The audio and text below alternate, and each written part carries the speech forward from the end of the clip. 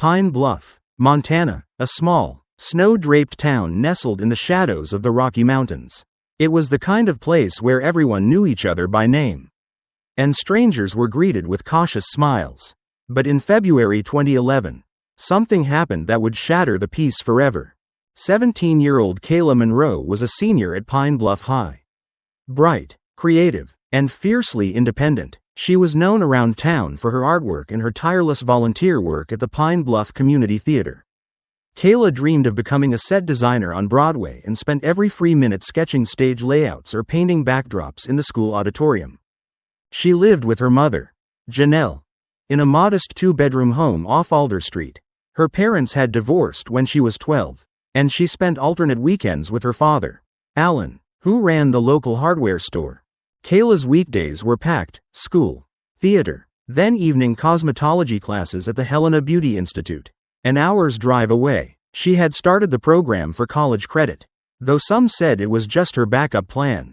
Her best friend, Naomi Sanchez, described her as a perfectionist with a paintbrush and a glue gun. Tuesday, February 8, 2011, started like any other. It was a gray morning, snowflakes falling gently over Pine Bluff. Kayla wore her favorite navy parka and a scarf her mom had knitted. She kissed Janelle goodbye and got into her old red Subaru Outback, heading to school before leaving for her evening class in Helena. But she never came home. When Kayla didn't respond to texts around 7:30 p.m., Janelle grew uneasy. By 8:15, panic had set in. She called Alan, then Naomi. Nobody had heard from her. At 9:03 p.m., Janelle dialed 911. "My daughter didn't come home from class," she told dispatch. "Her phone is off. That's not like her. Please, something's wrong." Within the hour, the Lewis and Clark County Sheriff's Office began tracing Kayla's last known whereabouts. Calls to Helena Beauty Institute confirmed she had attended class but left early, citing a headache. Surveillance footage showed her exiting the building alone at 5:32 p.m. At 11:47 p.m., a state trooper patrolling the mountain pass between Helena and Pine Bluff spotted a vehicle abandoned off Larkspur Road. It was Kayla's Subaru. The engine was cold, the driver's door ajar. Her bag was still inside, but her phone, wallet, and keys were missing. Outside, snow had begun to blanket the forested pass, but under the thin layer, investigators saw a single set of footprints leading into the trees. And then nothing. Detective Rachel Lynn, lead investigator with the county's Missing Persons Unit, arrived at the scene by 1 a.m. It felt wrong from the start. She later told reporters, "No sign of a struggle. No second set of prints. It was like she vanished into the forest." Overnight, search teams with dogs and thermal drones scoured the area. By dawn, Kayla's photo was circulating on every local news channel. Flyers appeared across Pine Bluff. A tip line was set up. The entire town held its breath. Naomi, crying on local TV, begged, "If you know anything, please." She's not the type to run away. She had plans. She had dreams. She was coming back. As hours turned into days, with no phone activity, no credit card use, and no witnesses, the worst began to feel inevitable. On the fourth night, a local hunter named Mitchell Carver made a grim discovery by Eagle Creek, 3 miles from where Kayla's car was found. He had been checking his game cameras when he spotted something in the snow. At first, he thought it was a deer. It wasn't. The scene that awaited detectives would horrify even the most seasoned of officers. Eagle Creek had always been quiet, a narrow stream running through dense evergreens, with only the rustling wind and birdsong breaking the silence. That morning, it was eerily still. Mitchell Carver stood frozen in place, his breath hanging in the cold air. He pulled out his phone with shaking fingers and dialed 911. "You need to send someone. I think I found a body." By the time law enforcement arrived, the sun had barely started to rise. The temperature was still below freezing, but the fresh snow had already begun to melt around what appeared to be a human figure partially covered by pine boughs. Detective Rachel Lynn arrived moments later. Crime scene tape went up, and the surrounding area was sealed off. A forensic team moved in, careful not to disturb the snow too much. What they found chilled them to the bone. It was Kayla. Her body was lying face up, Her eyes open. She was still wearing the dark blue hoodie and black leggings seen in the Helena Beauty Institute security footage. There were deep bruises on her arms and neck. A plastic zip tie dangled from one wrist. There were no signs of sexual assault, but she had clearly been beaten. Worst of all, her throat had been cut. Nearby, a bloodied scarf was found tangled in a bush, later identified by Janelle as the same scarf she had knitted for Kayla. The one she wore when she left home that morning. A discarded soda bottle, cigarette butts, and boot prints led investigators to believe the killer had lingered at the scene. This wasn't a quick dump and run. Rachel told the coroner. Whoever did this, they took their time. Autopsy results confirmed strangulation as the cause of death, with the deep neck wound likely inflicted post-mortem. There were defensive wounds on her hands, suggesting she fought back. Back in town, news spread like wildfire. A candlelight vigil was held on the high school football field. Hundreds attended, most too stunned to speak. Naomi sobbed openly beside Janelle and Alan. Principal Morgan stepped to the mic, his voice cracking. Kayla was one of our brightest stars. Her light should not have gone out like this. Rachel Lynn stood in the back, watching. She knew what came next. The tip line would explode with theories, gossip, and red herrings. They would have to start with Kayla's inner circle, friends, classmates, anyone who might know something. The hunt had begun. Detective Lynn always started with proximity. People closest to the victim. Those who knew her best, loved her most, or wanted something from her. First was Naomi Sanchez, Kayla's best friend since middle school. Naomi was devastated. Her eyes were swollen when she arrived for questioning at the sheriff's office. She had to be walked through the events of that day, hour by hour. Naomi said Kayla had been feeling overwhelmed lately but never suicidal. She was stressed. Yeah, Naomi admitted, but she was excited about college. We were planning to go to New York together. Did she ever mention anyone bothering her? Rachel asked. Naomi hesitated. There was one guy, from the beauty school. He was weird, always hanging around her. His name was Darren Hoyt, 22. A part-time student, known for being quiet and awkward.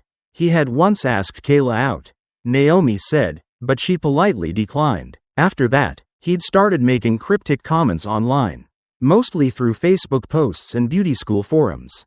Detectives pulled his file immediately. Then came the boyfriend, or rather, almost boyfriend, Ethan Brooks, 18, captain of the Pine Bluff High soccer team, and the last known person to have texted Kayla that day. According to the phone logs, she had replied to him with, feeling sick, leaving early, talk later. Ethan said he never saw her after that. They had kissed a few times, had gone on a couple of drives together, but he insisted it was casual. He was shaken during questioning, cooperative, and even offered to take a polygraph. It came back inconclusive. His pulse spiked when we asked about Kayla's last day. One of the techs noted. Rachel wasn't convinced yet. It could be nerves. He's a kid. The next day, new evidence came in. Surveillance footage from a gas station in Garrison, halfway between Helena and Pine Bluff, showed Kayla's car at 6:04 p.m., almost 30 minutes after she was last seen at the beauty school. The footage showed a man pumping gas, alone. The man was tall, wearing a dark jacket and a beanie, his face partially obscured, but it wasn't Kayla. He drove her car. Rachel Lynn replayed the gas station footage on a loop. Each time, her eyes locked on the figure in the dark jacket and beanie. The man had kept his head down, glancing nervously toward the road as he fueled up Kayla's Subaru. The timestamp read 6:04 p.m. We need every camera in a 10-mile radius, she told Deputy Miles. Traffic lights, storefronts, anything. By midday, they tracked the Subaru north along Route 12. More grainy footage placed it in Clancy, then vanished. No plate readers, no witnesses. Whoever the driver was, he knew the back roads. Rachel turned back to the gas station clip. Something nagged at her, his posture. The way he walked, not like a teenager, older, broader shoulders, a distinct limp. Freeze that frame, she told the tech. Zoom in. That boot print, the tread pattern. Compare it to what we pulled from the snow near Eagle Creek. They matched. It was the killer. The breakthrough gave the task force a narrow window of travel time. They checked the vehicle's gas cap for prints. Partial, smudged, but enough to run through AFIS. It took 6 hours. Then came the hit. Zachary Trent, age 28, arrested 3 years prior for trespassing on school grounds in Missoula. No charges stuck, but he was known. A former custodian, fired for inappropriate comments toward female students. Rachel leaned forward. Address? Outside Lincoln. Miles said. A cabin in the woods. A warrant was issued by sundown. Deputies, SWAT, and Rachel herself arrived at the cabin just after midnight. A storm rolled in, thunder echoing across the pines. Lights off, no movement inside. They breached the door. Inside, the place was a mess. Old takeout boxes, stacks of VHS tapes, and pinned to the wall above a stained mattress, dozens of photographs. All of young women. Center of the display, in perfect condition, was Kayla's senior portrait. Rachel's stomach sank. The cabin reeked of mildew and something sour beneath it, decay maybe. Or rotting food. Officers moved through the dark space carefully, their flashlights cutting through thick layers of dust, cobwebs, and the occasional scuttling rodent. Rachel Lynn stood frozen in front of the wall of photographs. The sight of Kayla's portrait, pristine and centered, made the air feel heavier, as if it had been sucked out of the room. These weren't random magazine cutouts. They were real girls, real victims, possibly more than just Kayla. Start tagging and bagging everything, she ordered. Don't leave a single piece of paper behind. Deputy Miles called her over to a small wooden desk in the corner. It was cluttered with spiral notebooks, folders, and what appeared to be hand-drawn maps. Look at this, he said. It's detailed. Trails, campsites. Some of it looks like travel logs. Rachel flipped open one of the notebooks. The first page was dated 2 months earlier. It read, January 3rd followed girl from the bus stop again. She took the shortcut. Weak ankle. Almost tripped. A chill ran up her spine. Another page. February 1st she's predictable. School. Theater. Then Helena. Same red car. We'll be ready soon. He was planning this, Rachel whispered. He stalked her for weeks. In the basement, officers made an even darker discovery. A makeshift room, concrete walls, a single chain bolted to the floor, and blood stains long soaked into the cracks. A dirty mattress in the corner. A camcorder on a tripod. Lens shattered. Jesus Christ, one of the SWAT officers muttered. The evidence was overwhelming, but Zachary Trent wasn't there. Rachel stormed out to the front porch as the snow intensified. Get an APB out now. He could be trying to run. I want every unit within 200 miles on alert. We have enough to hold him without bail. There's more, Miles said, stepping outside. He held a cell phone in a plastic bag. We found this in the oven. Burnt, but not completely. Forensics might be able to pull something. Rachel took a deep breath, her hands trembling. We're going to find him, she said, and when we do, he's not slipping away. The storm swept through western Montana like a curtain of white rage, obscuring roads and freezing every lead. But Rachel Lynn refused to stop. By morning, the APB on Zachary Trent had reached neighboring counties. His face was on every local broadcast, and highway signs blinked his name in orange digital letters. Wanted, Zachary Trent. If seen, call 911. He had vanished without a trace. He had a plan, Rachel muttered in the war room, tracing a map on the corkboard. He knew we'd come eventually. This cabin was only part of it. At 10:32 a.m., a call came in from a ranger at Clearwater National Forest. A hiker reported seeing a man matching Trent's description 2 days prior near a backwoods fire tower. The man had asked for directions, said he was on a photography trip. He had a large backpack and a rifle. The ranger said he was heading deeper north. Search teams mobilized by afternoon. Helicopters were grounded due to wind shear, but snowmobiles and tactical units began pushing into the forest. Meanwhile, Rachel was handed a forensic report. The partially burned cell phone recovered from the cabin? It had been Kayla's. Despite damage, technicians had recovered fragments of deleted messages and photos. One stood out, a blurry image of Kayla, terrified, tied to the basement floor. Timestamped 2 nights before the body was found. He held her longer than we thought, Rachel whispered. That night, a thermal drone finally picked up something. A heat signature. Buried deep in the trees near an old fire road was a partially covered lean-to shelter. Fresh tracks led away from it. Inside were wrappers, a half-burned notebook, and a trail camera Trent had likely used to monitor anyone following him. But he was already gone again. The manhunt expanded into Idaho and eastern Washington. Border checkpoints were alerted, but Trent had a head start in years of wilderness knowledge. He could stay hidden for weeks.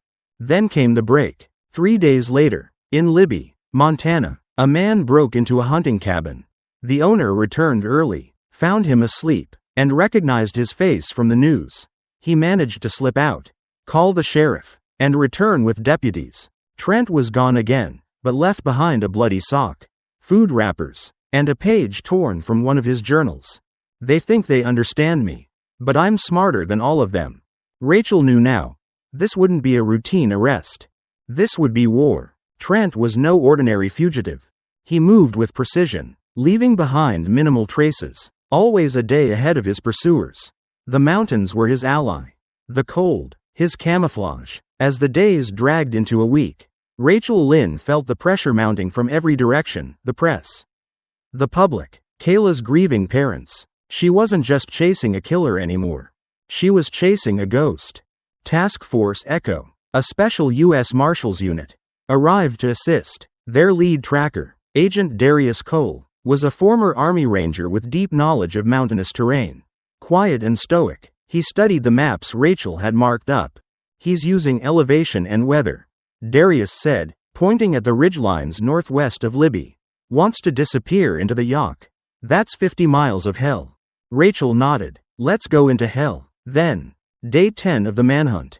A hunting camera 2 miles into the Yaak caught a frame at dawn. Trent, gaunt and dirt-smeared, crossing a frozen stream. He looked directly into the lens, smiling. Rachel felt the rage in her throat. He's mocking us. They sent in 2 4-man teams on snowshoes and ATVs. Supplies were air-dropped, drones launched at first light. Trent knew how to avoid them. He buried his heat signature, stayed low during flight hours, used caves and abandoned cabins. But then they found something new. A child's pink glove nailed to a tree. Below it, a hand-drawn sketch of Kayla's face, mutilated in pencil. He's unraveling, Darius said, or taunting. Maybe both. Rachel pulled the drawing from the bark and stared at it. He wants to be remembered. That night, a blizzard swept through the upper ridge. Communications went dark for one of the search teams. By morning, they were missing. The radio crackled with static. No response. Team Bravo hadn't checked in since 1900 hours the night before. They had been closing in on a location northwest of Fox Creek, near the Devil's Saddle Ridge. Then the storm rolled in. Rachel stood in the command tent, fists clenched around her thermos. They had sat phones, emergency beacons. Where the hell are they? We think they were caught in the Canyon Pass, Agent Cole said. If Trent doubled back, it's a perfect place to ambush. Rachel cursed under her breath. Get me a chopper in the air. Now. The weather eased by mid-morning. A rescue team, led by Cole and local deputies, moved into the area on snowmobiles. The trail was half buried under snowdrifts. But something red caught Cole's eye near a ridge boulder. Blood. They dismounted and followed the smear downhill. 50 yards in, they found the first body. Officer Lennox. Throat cut, rifle gone. Drag marks led deeper into the trees. 10 minutes later, they found the second. Agent Miller, still alive, barely breathing, one arm broken, soaked in blood. He tried to speak, came out of nowhere. Mask, he was laughing. Medics airlifted Miller back to base. Rachel met the chopper, her heart in her mouth. Did he say anything else?